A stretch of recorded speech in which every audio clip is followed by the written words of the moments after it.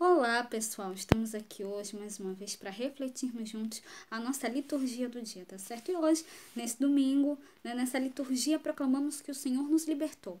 Deus faz sua morada entre nós e manifesta o seu poder por intermédio do Cristo ressuscitado, que nos dá sua palavra e sua presença viva. Então, que nós possamos celebrar esse dia com muita fé e abertura interior à graça de Deus. Então, a primeira leitura de hoje está em Atos, capítulo 15, versículo 1 e 2, depois o versículo 22 a 29. Atos, capítulo 15, versículo 1 e 2, depois o versículo 22 a 29.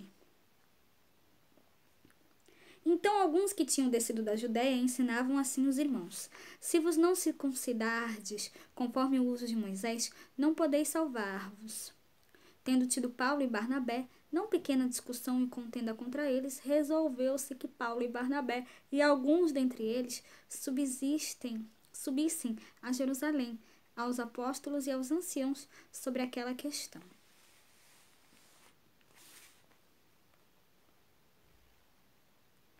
Então pareceu bem aos apóstolos e aos anciãos, com toda a igreja, eleger varões dentre eles e enviá-los com Paulo e Barnabé a Antioquia, a saber, Judas, chamado Barsabás, e Silas, varões distintos entre os irmãos.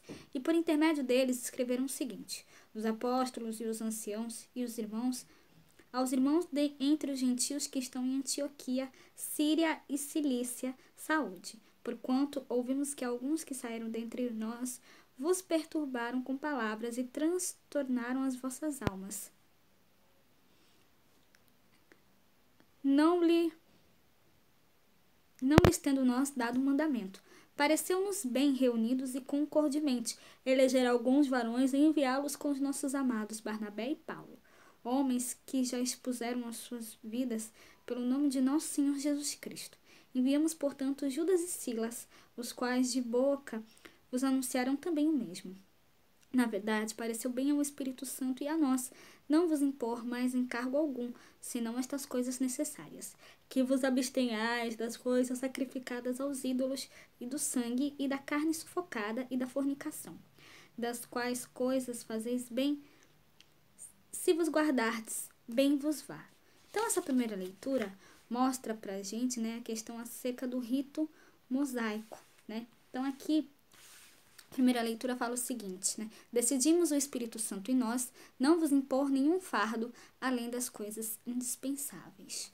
Então, que nós realmente possamos, sempre cada vez mais, levar a palavra de Deus, pregar o Evangelho de Cristo a todos, Então, nós possamos sempre sermos obedientes à palavra de Deus, obedientes ao Pai, e que nós realmente possamos sempre, levar a boa nova da palavra de Deus a todos, pregar, pregar a palavra de Deus como fez Paulo e Barnabé. E agora a segunda leitura está em Apocalipse, capítulo 2, versículo 10 a 14, depois o versículo 22 a 23. A Apocalipse, capítulo 21, versículo 10 a 14, depois o versículo 22 e 23.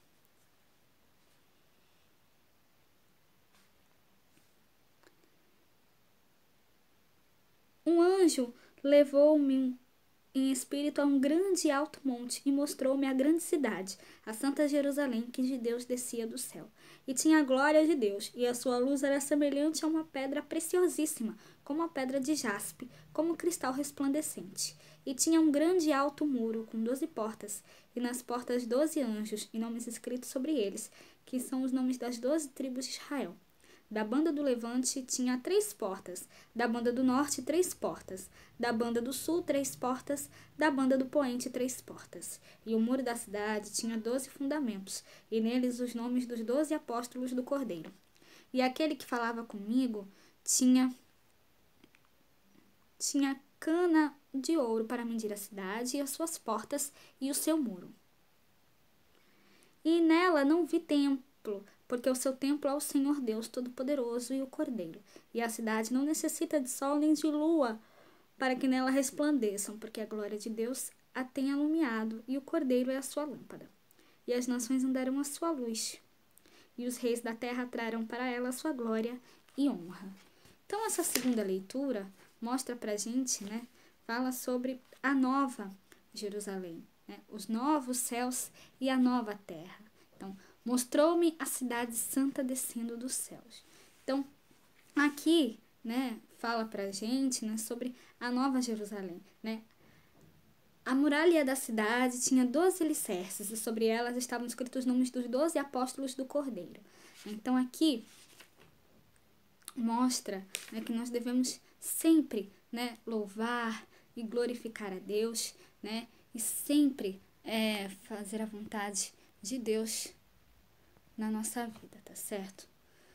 E agora, né, falando do Evangelho, hoje ele está em João capítulo 14, versículo 23 a 29.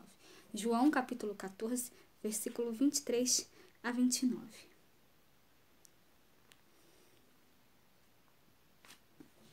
Naquele tempo, disse Jesus aos seus discípulos: Se alguém me ama, guardará a minha palavra, e o meu Pai o amará, e nós viremos e faremos nele a nossa morada.